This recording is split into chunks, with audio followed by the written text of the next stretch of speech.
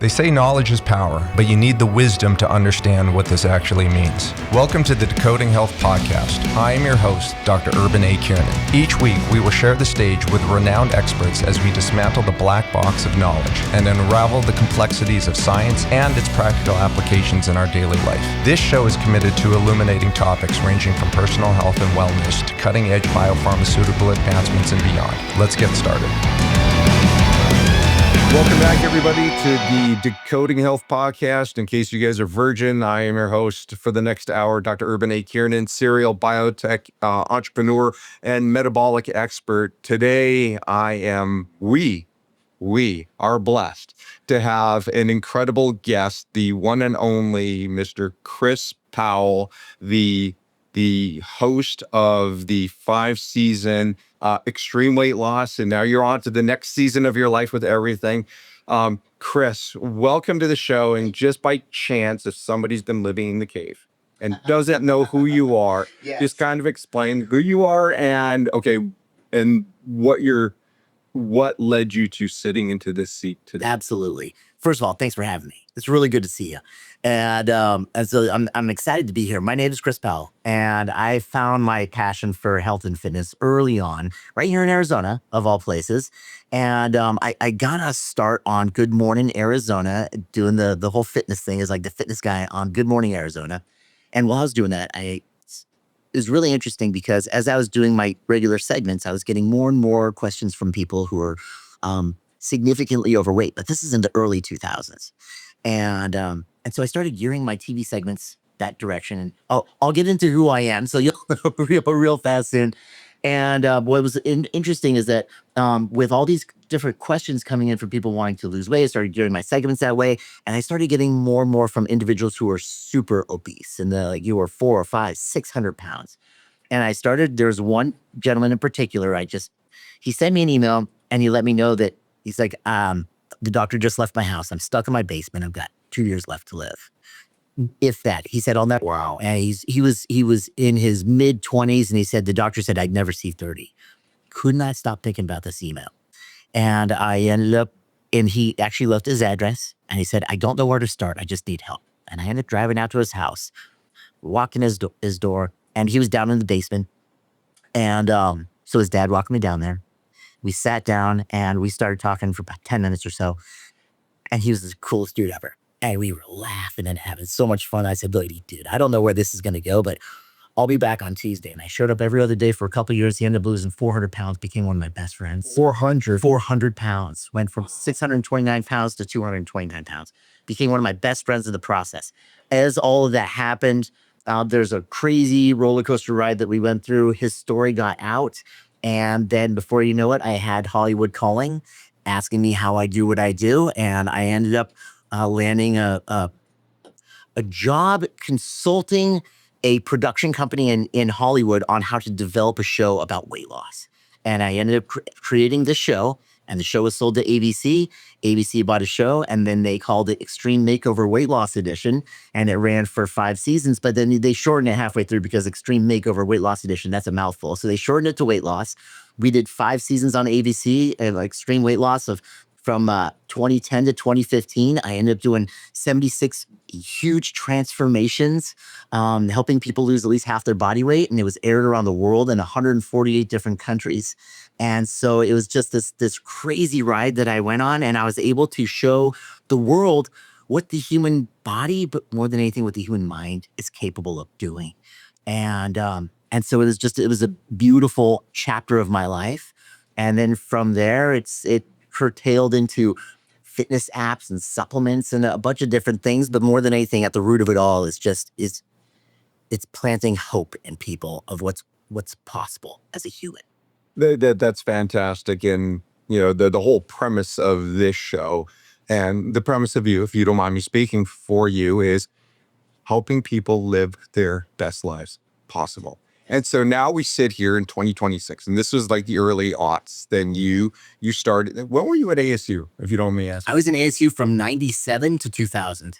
Okay. Yeah. So I was there from 98 to 02 getting my PhD. No way. Yeah. That's awesome. I'm sure our paths probably crossed. Oh, you're at the SRC. we throw some weights around or something. Yeah, I used to go in the morning, biking and stuff. But, long story, short, things in this particular area of weight loss, 2026, this is nothing even close to what the tools, approaches, thoughts, mindset, the whole 9 yards. So when you went on this journey, this is predominantly exercise and just overall, nutrition choices. Like, what did that look like then? And then how did that evolve into what it is that you're doing today? Yeah. Because boy, the weight loss industry has certainly changed a lot.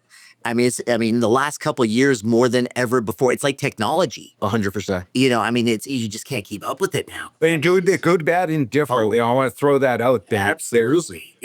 There's a huge graph out there. And I'm excited about where it's going. And so I think we're going to have a great conversation about this, because I know we might even have differing opinions, but that's the fun part about this, right? And so I hope to walk away from here with I'm going to come into it with an open mind and walk away seeking to learn something. I'll walk out of these doors, hopefully a better versed human, and with a little bit of knowledge underneath my belt, thanks to you. So this is going to be fun. Rewind a few years. I stepped into helping individuals on the weight loss journey because I came from what I studied was physiology and biomechanics, and I was passionate about performance. And it wasn't until I realized there was more of a need for weight loss back even in the early 2000s, then there was a demand for performance. And so I started to shift that direction. And it wasn't until I worked with my friend and helped him lose that 400 pounds. And, he became my best friend. We lived together for 2 years after that. Oh, really? Oh, when I say he was my best friend, he was my best friend. We traveled everywhere together. I mean, we went to Chicago and Japan, and we did all kinds of crazy stuff. But yeah, he was my roommate for 2 years after that. That's another story. And it's a beautiful one, because everyone saw what I did for him, but I also went through a really difficult chapter of my life where I got hooked on painkillers. I blew up my back, got hooked on painkillers, and I lost everything. And he actually, when I was flat on my back, living out of my car, he opened up his doors to me, and his family moved me into their house and helped me recover and get back on my feet.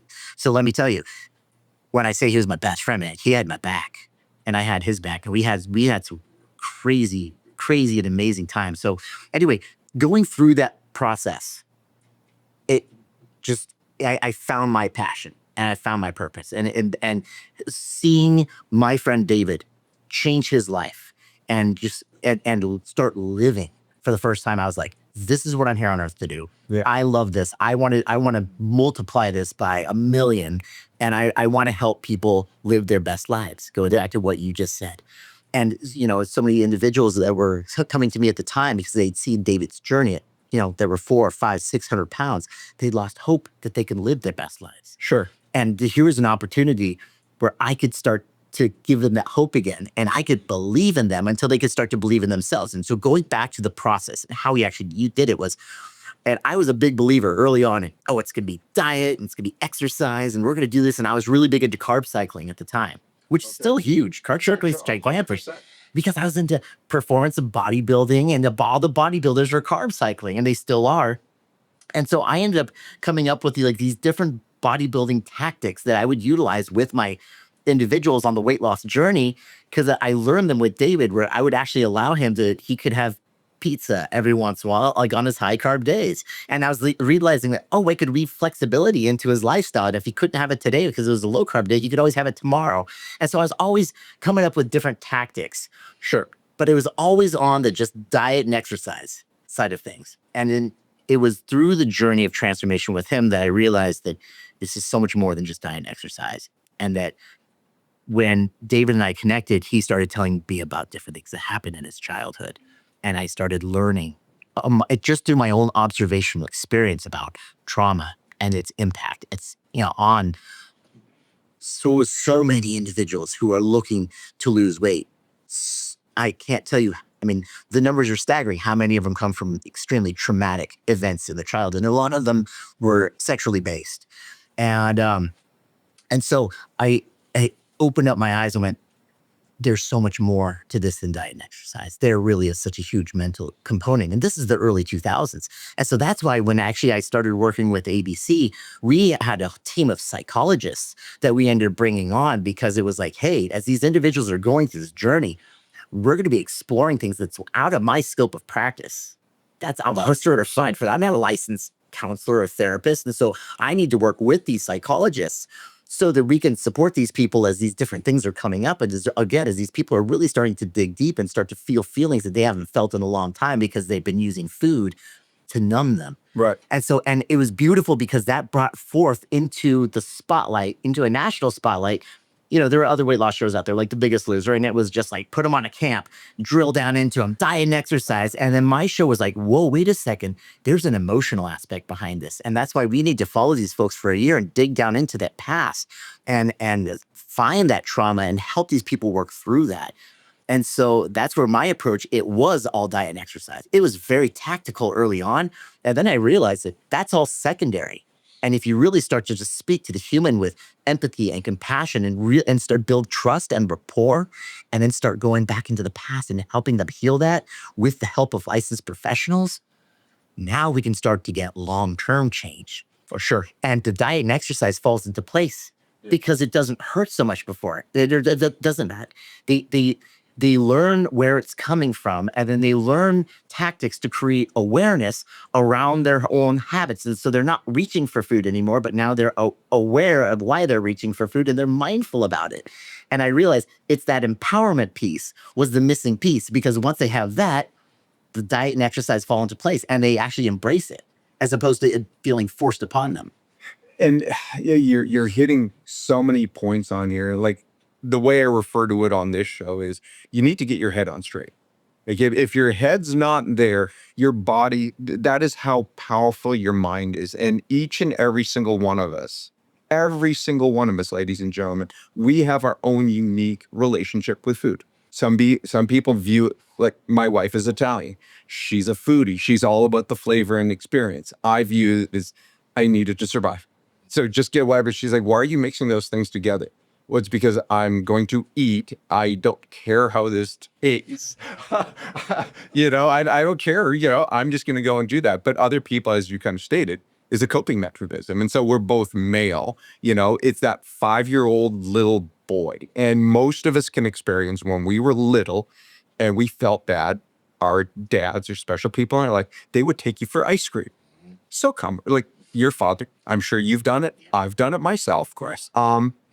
But that, it's with great intention, but it reinforces this aspect of relationship with food. Is like, when I'm feeling down and I miss my dad or whomever was this support person in my life, I'm going to go and eat ice cream in order to feel love and protected again. But it becomes a self-fulfilling prophecy of this downward spiral. And so now you went and you're doing this show and you're helping people. And ladies and gentlemen, if this is like resonating with you like already, you're not alone. This is a very, very common issue. But like, as a part of the show, production costs and everything, you have to really limit the amount of people that you can turn around and help. Right. What was that like? Because you're deeply passionate about this and you're going to have to say more no's than yeses to people out there.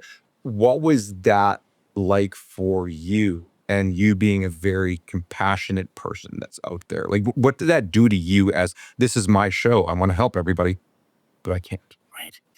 And what you just hit on is the part that stuck with me the most from the show. I had the most beautiful experiences. I created, I had lifelong relationships and friendships with these individuals who became family, and that's wonderful. The hardest part, though, was that every season, as the show grew bigger and bigger, more and more people came out to be selected. We would have 10 to 15,000 applicants a year begging for the chance to transform, and we could choose 15 out of 10 to 15,000. And it was, as the seasons went on, the numbers got bigger. And in addition, the emails of people from around the world, because it was aired around the world, and emails from people asking for help. In 5 years, there were over 1 million emails from people around the world asking for help. And we had to say no. I had to say no because I simply didn't have the capacity. And back in 2010, 2011, 2012, we didn't have the technology to really serve, I mean, a million people. And so that was the part that stuck with me the most. And that's the part that hurt the most. And not just me, even I've got a wonderful relationship with my former executive producer. And it hurt. That's what hurt the most. And because everybody deserves a chance. And especially, it wasn't the individuals. It's not that they just wanted to be on TV. Some did. Some just wanted to be on TV, but most of them genuinely wanted to change. And they had the desire. They just didn't have the guidance or the know-how. And so for us to have the opportunity, like to obviously change 15 lives is incredible, but we had to say no to 14,985 other people. Right. And that's the part that stuck with me. I mean, and it haunted me for a decade until we had technology and I could start to build the technology to help more. And we'll talk about the technology in a bit, but now we're like 2010 to 2015, and okay, you're doing this outreach, helping a selective set directly, hopefully inspiring others to take this on their own. You've already incorporated the mental mindset piece into it, but things are rapidly changing even then. The evolution of your thought process outside of, okay, get your head on straight. It's more than just diet and exercise. What was that evolution for you in terms of, again, this might sound a little bit like sinister. You're on a show. You have to produce results. Everybody has to have results. And okay, fine, we're trying to go and do compliance. But sometimes people are so biologically sick in the course of time that we're shooting this. It's just not enough time for their biology to get onto the program. So obviously you have a medical team that's working with all of this. Like, how did all of that evolve? Because now we're going to have to position as to where we sit in 2026. Right. It's the Wild West, Yes. both figurative and literally out there. So let's kind of talk about that early evolution of what you were seeing. And by 2015, like, what were things looking like to you outside of technology? Just purely, how do we address patient needs? Right. And go from there. So early on, it was very much more of a templated approach. And that, there's this saying, the one size doesn't fit all. But at the same time, we were ultimately, it's like, if you are female and you weigh this much, here's what you're going to be eating, and here's your calorie intake, and here's how much protein you're going to be doing, and here's what you're going to be doing every day. And so it was a very rigid approach, regardless of personality, preferences, anything. Here's your acceptable foods list. Here's what you can eat. Here's what you can't eat. And so it's just rules. You're on rails. Let's go. And we could force weight loss. We did. We created a calorie deficit, and it was nothing. And I'll say this for the record, it was nothing like The Biggest Loser, and they got blasted as they should, because it is irresponsible to feed an individual 800 calories while you're having them crushing, 4 hours of hard activity at 400 pounds. And so we were 1,500, 1,600, 2,500 for some of our guys, 1,800 to 2,000 for some of our girls. And so it was like but we had a year. It wasn't a 3-month competition, so we had time. And so, but nevertheless, here's the template. And everyone had, literally it was PDFs of like, here's your plan, and we're going to follow this every single day for the next year. And so we actually had, and our success rate was phenomenal because there was the pressure of a show, because we have 1 year, and I can speak to this because everything that you said, I believe that is truth. So many people are metabolically sick. I know a lot of our people were. And while we still forced weight loss, it was not sustainable weight loss. A significant amount of our people gained the weight back. We didn't meet them where they were. and I mean, this is a huge conversation unto itself, but it was like we could force the weight loss again over the course of a year, so it could be a little bit more enjoyable, and it was a little bit slower than some of the other shows out there because we had that time. But nevertheless, it was, you create a deficit. A human being will lose the weight. Doesn't mean they're still going to be sick when it's all said and done, because if you didn't fix a lot of the underlying processes and a lot of the underlying mechanisms physiologically, sure, granted, all of them, their health markers got better because they lost a lot of body fat. So there was a great improvement. There's a lot that was done, but there was still some that wasn't done. And that was really focusing, on the overall health of the individual from the inside out. And psychologically, there was still plenty more work to do. And that's why we saw some that achieved phenomenal results, and they continued to hold maintenance and continued success even to today, which is beautiful. And there were also some that reverted right back to their old habits, and they were still dealing with other ailments. And so, I mean, and again, it was learning. At the time, this is the first time that, here's a show on TV and we're talking about the emotional side of things and the psychological support and digging into the past. And so it was new and it was novel, and we were doing it better than anybody else. But now, of course, there's so much more as we're learning about biology and physiology, and especially with some of these new medications that are out. And I mean, everything, it's just like, well, there's so much more to it. Right. And it's funny because even though I continue to try to learn and evolve, I'm a perpetual student. I don't have all the answers by any stretch of the imagination. The more that comes out, the more I realize I don't know. The more I know, the more I realize I don't know. And I just feel like a beginner student every day now. 100%. And you actually took the words out of my mouth. I was about to tell you, we don't know what we don't know. And as great as the human ego thinks we know all of this stuff, ladies and gentlemen, it's a tiny little sliver of reality. Even myself, as a PhD in the drug discovery and development, I learn new stuff every single day, even outside of my drug space. Why? Because I'm trying to help people. And okay, what are the additional elements that we can go and apply in order to make your pharmaceutical or biopharmaceutical intervention maximize it? Because the last time I checked, we can't cure death. And so, okay, what can we do? We're not trying to play God here, but what can we do to go and push that off? And until God decides, okay, we're going to meet our maker, you've got that best life possible. You're leaving this world a little bit better than before you kind of came into it. And it's really hard when you're caught into this downward spiral. I got to ask you a very personal question, because this is airing in the month of June and it's Suicide Awareness Month. Were you that negative? Were you seeing more men than women, like from the mental crushing aspect? Because here in the United States, it's a 4-to-1 ratio from a suicide perspective. And so I'm very big on men's mental health because we deal with a lot out there. Okay. Absolutely. What did you observe? And if you have any personal thoughts on that? Actually, so from the gentleman that I worked with and that I continue to work with, everybody's had a different journey. Sure. So there are some that have been in a really dark place and others that have not. And in fact, a couple of the men that I have worked with have attempted suicide.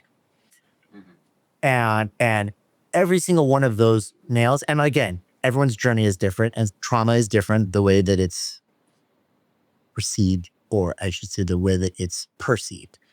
But all the gentlemen that I worked with that did attempt suicide, they all came from a past of sexual trauma over from their childhood.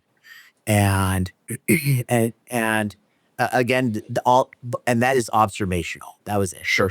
And so, but it was a pattern that I saw far more than once, probably 3 or 4 times. And it was like, and it was something that they were continually just struggling with and working through. And so that as far as that place, as far as attempted suicide goes. Sure. And even working with gentlemen, it is interesting because they are far less willing to talk about their trauma from the past, sexual or not. or they're even what they're going through now. They're just so much that the way it's ingrained, and maybe it's a cultural thing or societal thing, but it is really difficult to get them to open up. But when they do, it's the most powerful thing in the world. And especially if they can open up in the group, because I do a lot of work with individuals, even on the show, you don't realize it because they think it's one person's journey. Everybody's working together as a community. And usually it's when the men start to open up, because it's such a rare thing to have happen. It gives so many of the other individuals permission to do the same, especially a lot of the women. And women seem, again, this is observational, I'm just from my experience, but yeah, they tend to be a little bit more open about their experiences and their trauma and what they've been through.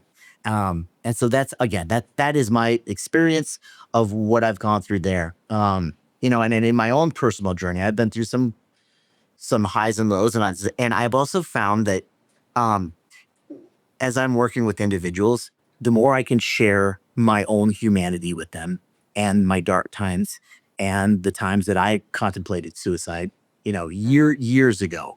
I'm in a great place now, but I've been through some really dark times. Then again, it gives them permission to do the same. Sure. And so then it opens up so much more communication, trust, and rapport. Yeah. And it's not that I do that for that, but I just do it to let them know I'm human too. And we're all on this drug together.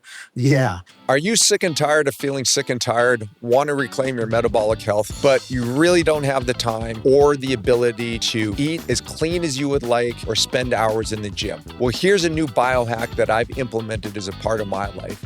Just by including these two products as a part of my daily routine, I am able to achieve my health and fitness goals by doing nothing. Protocol is all natural, it's simple, comes with a money-back guarantee. If this is something that is of interest to you, click on the link below and let's learn how to feel great together. 100%. Yeah. And we've all been there. Yeah. And you just have to come to grips with that. And whatever is that initial trauma, sexual or not, to your point.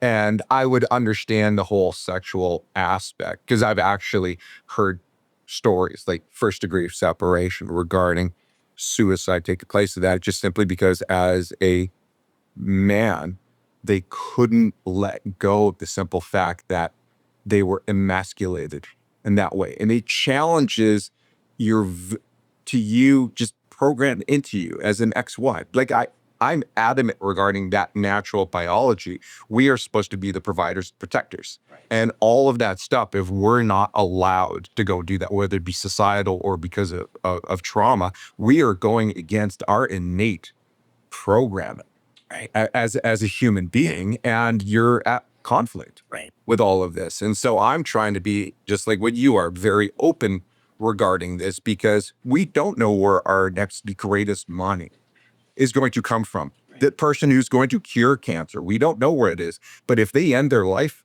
it's not going to be from them. Right. Absolutely. Yeah. So no, thank you very much for kind of sharing and talking about that. I think that is a huge piece that we in 2026, we males, guys, dudes, I'm talking to you guys, we need to get over that.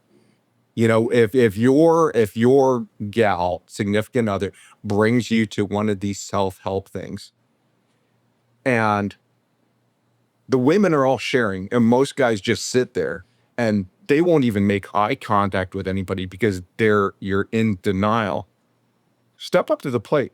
Just start sharing, and you will be that person that, kind of breaks the seal, and then other guys will start talking. And now you are this leader in terms of helping other people up. Why? Because we all have this. Okay, so mental health aspect. Now we're moving into more of the physiology aspect. And, we know more about exercise now. We know more about diet, carb cycling, even, time restricted eating, which I'm a big person on. You talked about creating caloric deficits, but, I had Dr. Jason Fung on this show. To him, it's not about the calories. There's other ways of addressing this issue without necessarily cutting calories. How has your ethos mantra evolved on that aspect? And then we'll get into the other four. Yeah. No, for sure. There's plenty to unpack here.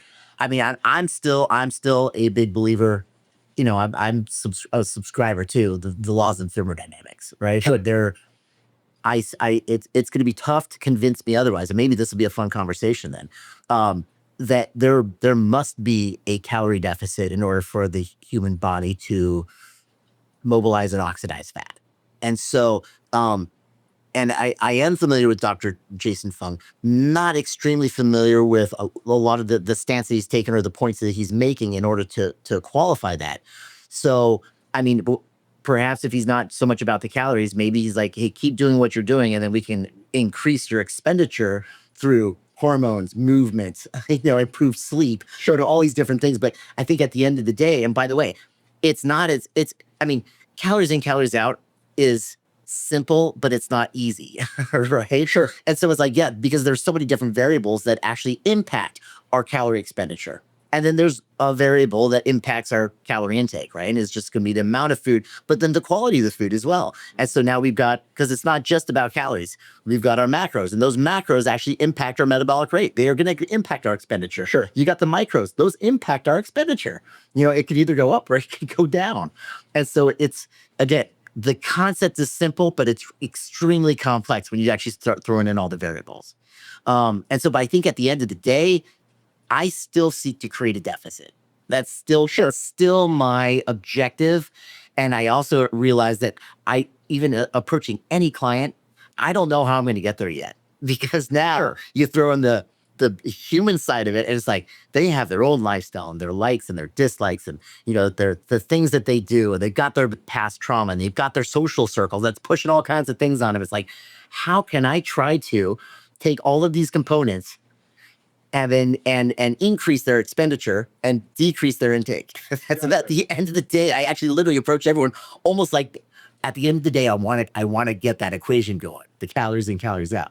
And I understand your ethos, and I'm not going to argue against that. But from, I'm going to dare use the term biohacking, but this is a part of the ethos of Dr. Jason Fung, Drs. Ben Bickman, even Dr. Andrew Kutnit out of Florida State University. He's more in with performance athletes. But if you just go and you look at the hormone insulin, everybody's heard of insulin, and the point of insulin is to do fat storage. And insulin is, even in small amounts, is highly potent in terms of turning your adipose, your fat tissue, into storage mode. And so, I'm going to say the guy's name. I hate you, Gary Brecka. Gary Brecka has a whole... and has a whole like supplement line, because he goes out there and he promotes that, okay, you've got 20 minutes of glycogen, you got to burn through that, and then ideally you would start burning fat, but no, you're going to metabolize muscle. And I will agree to that to a point. That is what your body is conditioned to.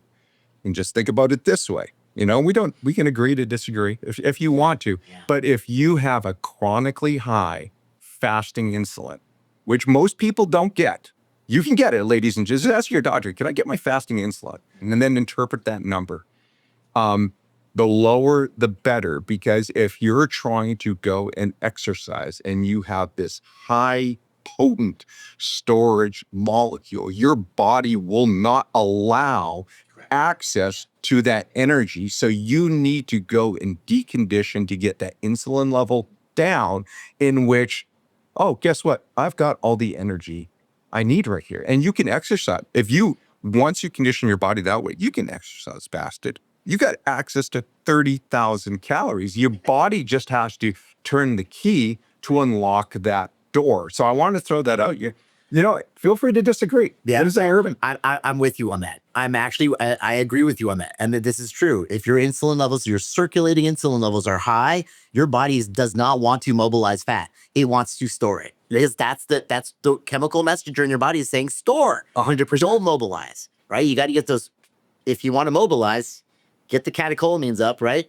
get them to activate the lipase enzyme to split that triglyceride into the 3 fatty acids, get them into the bloodstream, and then shovel them into the mitochondria and burn them. Right. But it's like, but you can't. It's like, but if your insulin's high, it's an opposite signal. And so you're right. If your fasted insulin is circulating fasted insulin is high, absolutely, your body you are swimming upstream, trying to mobilize and burn fat. I absolutely agree with you. And the one thing though is that, and this is maybe this is where the conversation can get fun. I think if you look at it in a relatively short window of time, a very short time frame, that works. But if you extend that out and you say, okay, now let's look at just the overall condition over a week or 2 weeks or a month, even if fasted circulating insulin levels do remain high, if you are at a calorie deficit, eventually there is a point at which the body's going to have to break down and oxidize something.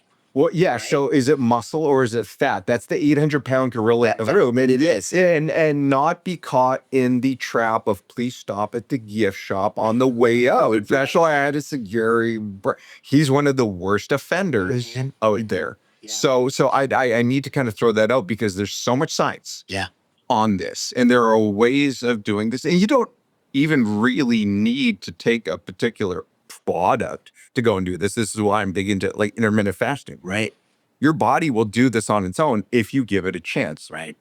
Intermittent fasting, it's not for everybody. Right. Okay. Sure. Yeah. Yeah. So as a part of your ethos now in like 2026 and all of these other tools, like how does that fit into all of this? So we just in the most like, and bear with me because I always lean toward the science side of things, but sometimes you just got to categorize people when it comes to making it easy for, the general pop. So we actually started to label people as like faster responders or slower responders. Oh, sure. Right? Sure. And I think those slower responders, I think they're probably, if I think we really started to dig down into it and, get their labs and see what's going on, we would probably see higher levels of fasted insulin. Yes. Because their body, just as much as they are complying, their body, it responds, but it responds slower. So going all the way back to say it, we had a year. And while we got everybody, in fact, there were 2 people that I kicked off, and there was one gentleman that I ended up taking to an inpatient eating disorder treatment facility. Everybody else lost hundreds of pounds. Slow responders and fast responders. It was aggressively forced, and the slow so the slow responders had a much more difficult time, and the fast responders, they got there, and it was just like it was just easier for them. And people, there were moments where they complied, there were moments they didn't comply, but at the end of the day, we forced a calorie deficit, and it happened. But I will go back to the fact that it is easier for some and harder for others. There's no doubt about that. And I think a lot of that's going to drill down into their metabolic health. And so now if you can optimize someone's metabolic health, and this is the overall thing, and this is the beauty of it, right? Then you can help a slow responder become a faster responder. I don't know if they're going to be an ultra responder or something like that, but I do believe you can actually take someone who is responding very slowly because of poor metabolic health, improve the metabolic health, and then all of a sudden it just gets a lot easier. I am 100% with you. Okay. On that. Look at this. Look at us agreeing. This is amazing. No, that's not that. I'm not trying to be antagonistic. It's, you have your views, I have my views. The reality of it is probably somewhere in the middle. And let's come to agreement on that because we want to help people. Now, back to that whole concept of like from your original ethos, calorie deficit, lose the weight. Your body has to go and catabolize, break down something in order to make up that need. Now, the 2 choices, fat or muscle. Okay. Anytime you lose weight, you are going to lose some level of muscle. And so like me, I dropped 6% body fat, which was 16 pounds. 14 of that was fat. 2 pounds was muscle. Yeah. Okay, so that's a really, really good ratio. Phenomenal ratio. Phenomenal ratio. Whereas if you put some people on these GLP-1 drugs, you're looking at 40, 50% of that weight loss being sarcopenia, loss of muscle mass. Back to like 2010, 2015, what were you seeing then? And now what are you seeing now? Because, we'll start talking about the 800-pound gorilla in the room, the pharmaceutical intervention, I'll dare use the P word, the peptides, Right. that's out there. Yeah. What were you seeing then?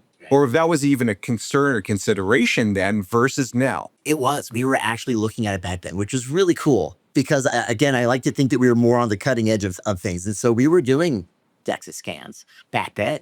And we were actually seeing that we had some individuals that lost, they were out there losing 250 pounds. And we had some folks losing 20, 25 pounds of muscle. Oh my gosh. On the journey. And we had others that lost 5. And the scans told us that. Sure. And the DEXA scans, I mean, It's not her lab. That's what I use. gold standard. Yep. And so it was really something where it was like, why the difference?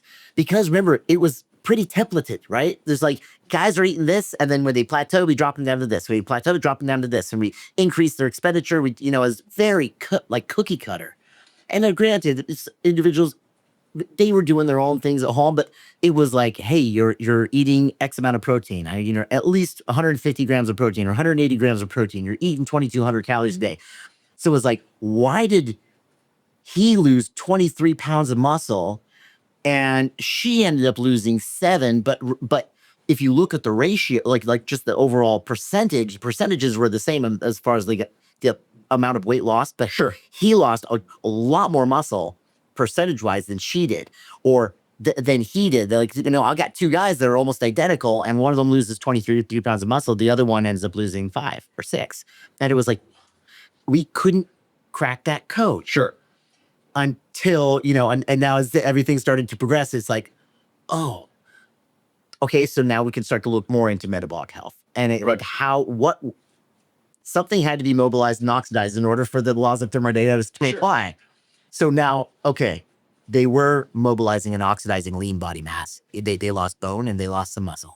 A lot more muscle but there was some bone that was lost in the process, and all the other lean stuff. So it's like, damn, what could we have done to go back? Because guess what? The gentleman who lost 23 pounds, he was in a much more difficult place when it was all said and done, because he's lost a significant amount of his overall metabolic, his resting metabolic rate, his metabolic health, because now his body actually can't process glucose nearly as well, because he's 23 pounds of muscle down. Yes. And muscle is your metabolic health.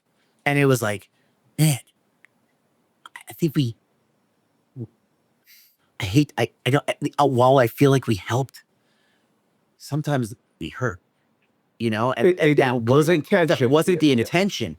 It was like, oh man, he's going to lose the weight. He's going to be so much healthier. And yes, while the overall markers were great, and this is what kills me, is that I think we left some folks in a place where we didn't set them up for long-term success. Yeah.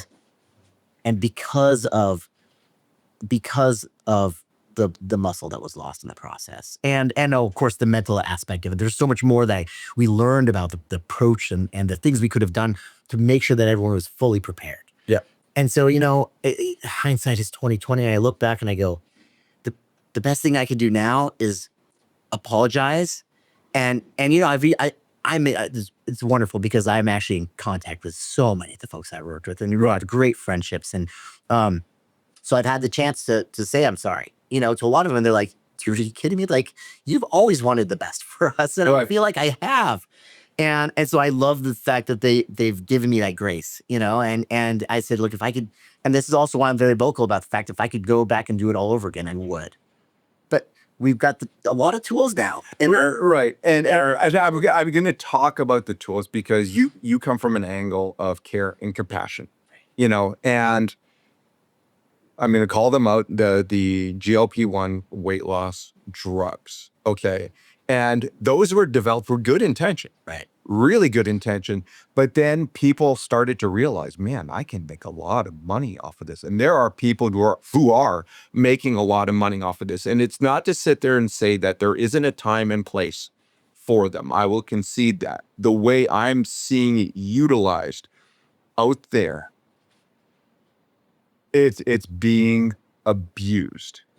That's out there. And so back to the whole physiological aspect. Yes, your number on scale is dropping. Right. I'm not going to argue that one bit, but what is the quality of that? And then when you go and you rebound, which most people wind up discontinuing those drugs, like according to the clinical studies, you can't be on them for more than 2 years. You really start to, again, it's these inverse curves we see in science. It's like, if I increase more benefit, more benefit, more benefit, oops, Yeah. now you're off of this cliff. With these drugs and the amount of sarcopenia, loss of muscle mass, when they do rebound, and there's so much biology that goes back into it, when they do rebound and they put that weight back on, it's all fat. Yeah. Okay, so now you've Or got a large percentage of it. A greater percentage is fat than what they've lost. It's like, they'll lose 40% of its muscle, and then when they gain it back, it's like 10 to 15% of it, of what's gained back, could be muscle. And so it's overall, and they'll gain all the way back, and now they've only gained 10 to 15% of muscle back. Yeah. But they lost 40. Yeah. And so they're in an overall much worse place. and that is not being adequately discussed, because I could go onto one of these online programs, fill out the form, and I will quote unquote qualify, Right. to receive with. And I get it. And there's, never once really speak to a real person. It's all via an in-tape form. And, people they want answers. They want help. They just don't know where to go.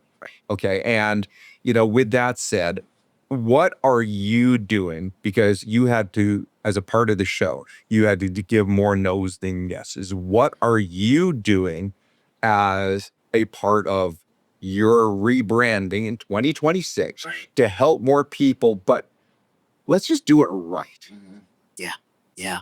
So here's the thing. I'm a huge believer and excited about the GLP-1 medications. Okay. And this is where this is gonna be a fun conversation also. This has been a blast so far, by the way. But I am really excited about them.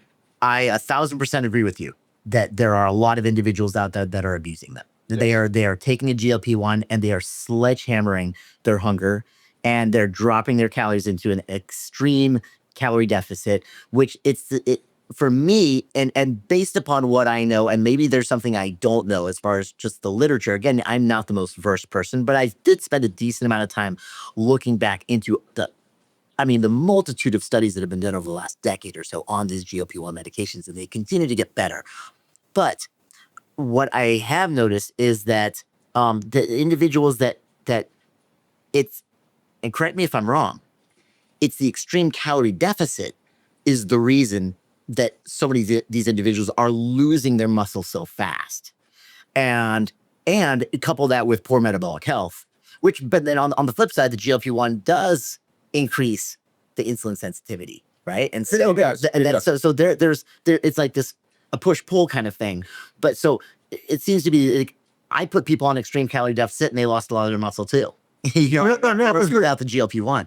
And so I'm a big believer in them. And also, full transparency here, I'm now a co-founder of a company, and we have a nationwide network of medical providers, and we work with 503A pharmacies. And so we do provide GLP-1 medications. And so, coming from my stance, but for me and my integrity and my morals, I couldn't be a part of that unless I also had the full buy-in from my team, in that we were going to, yes, we would supply that, but we would also do it with education and programming so that we can prevent the significant amount of muscle loss. And so that's why, if you, for us and for what we're doing, everything comes with, we've got registered dietitians and we have nutrition programming. And so everyone's getting an adequate amount of calories. Everyone's getting an adequate amount of protein. And then you work with the medical provider in conjunction with that. And what we'll do is we'll simply titrate people up much slower than a typical doctor. It's like, oh, you stopped losing weight, let's double your dose. Let's move you from 2.5 to 5. Let's move you from 5 to 8 or 5 to 10. They just keep cranking people up so people keep eating less and less. No. The dose isn't the master for helping individuals on the weight loss journey. For us, the calorie target is, the calorie and the protein targets. And so for all of our people, in order for them to lose weight the right way and utilizing a GLP-1 medication as a tool to curb hunger, food noise, but also improve insulin sensitivity, or whether they're diabetic or whatnot, reduce inflammation, etc. We always have them focus on hitting their calorie target first. If it's easy for them to hit because they're tracking, and if it's easy for them to hit their calorie target on a regular basis, and they're hitting their target of calories and their proteins, those are the only two that we really care about, and their resistance training, if it ain't broke, don't fix it. Stay there. Beautiful 500 calorie deficit, you're good to go. Or a 350 calorie deficit, a 600 calorie deficit, whatever. We do not crank them down to 1,000 calorie deficit and starve them down to frail and skinny. That's if you want that, our program is not for you. Sure. So, but the calories are the king. And so, and the calorie target, the protein target. And so, however, if it's difficult to eat to your calorie target, you need to titrate the medicine down. And so you get what I'm saying there. Sure. Like if you are to have 500 calorie deficit and you are having a hard time, and so you're having a hard time breaking an 800, 900, 1,000 calorie deficit, you better titrate that medicine down so you can hit your targets. Right. And if all of a sudden you're hitting your targets and you're blowing beyond and you're still struggling with the food noise and the hunger, talk to your provider and let's go ahead and titrate you up a little bit so it's easy for you to hit your targets. So we change the focus to the target, not the medicine. And that's, for me, it feels like we're starting to do it a much more appropriate way to help not hurt people in the long run, to help them lose weight and keep it off forever. Gotcha. Yeah. And I agree with the ethos on that. Part of the issue that I have with those drugs, because there is a difference between fasting and starvation. And unfortunately, the way the physiological response is from the use of those drugs is that you're inducing a starvation state. And, a lot of people naively, and I'm not using that word negatively, just not, you don't know what you don't know. You would think, well, it's getting to the same net cost. It's putting different stress on the individual, whether we recognize it or not. And again, we're stepping into this new territory because we have the clinical trials that was done by Eli Lilly and Novo Nordisk, and I'm even going to say retatrutide. That is the new thing coming forward. And Thank you for calling it the right way, or for naming it the right way. That's what it's called, ladies and gentlemen. Like, I've been attacked on social media by the way I pronounce it. And by the way, ladies and gentlemen, if you are not a part of the clinical trial and you're taking this, you are taking a black market material any way you slice it. Okay. Don't get sold on the marketing. You are feeding somebody's desire for money who doesn't care about you, because that is not an accessible drug at this point in time. Okay. Right. Yeah. So I wanted to kind of quickly throw that out there, but some of the stuff you're doing, and I'm reading into your verbiage that you're using, you're talking about microdosing, which is outside of the scope of what the clinical trials provided. So you're playing in a game in which there is truly no clinical evidence at this point in time supporting those claims. So that's purely observational, almost like entertainment, so to speak. We're going to see what happens. Mm-hmm. And so that comes with a grain of salt as well, because we don't know what we don't know. And the simple fact that those drugs have a 155-hour half-life, which is extremely long. And so inadvertently, depending upon the frequency of dosing, you still wind up with this escalation in the bloodstream because it's not fully clearing. Right. And that will have a biological consequence as well. We don't know what that is, ladies and gentlemen, but that is the nature of the beast. And so, I'm trying to be mindful of time on all of this. We could sit here, we could talk for hours. We need a part two. No, yeah. Yeah. And you're spot on. What I am talking about is, there's granted, I know for tirzepatide, 2.5 milligrams is the minimum dose, but what I am talking about titrating up and down around the calorie targets, that is ultimately microdosing. That's what I am suggesting. And you're right. There is no solid evidence around that, Right. because all the studies have been done with those major doses, 2.5, 5, Right. 10, etc. So, and granted, I know there's a lot of people out there like you and me that are thinking, well, you're not obese, so why would you be taking 1 milligram of tirzepatide a week? And Ben, you're right. There is the ramp up because of the long half life, and so there is. It's playing out, basically turning ourselves into just guinea pigs on something that just has not been scientifically proven yet. Sure. And so sorry, I will do that really quick.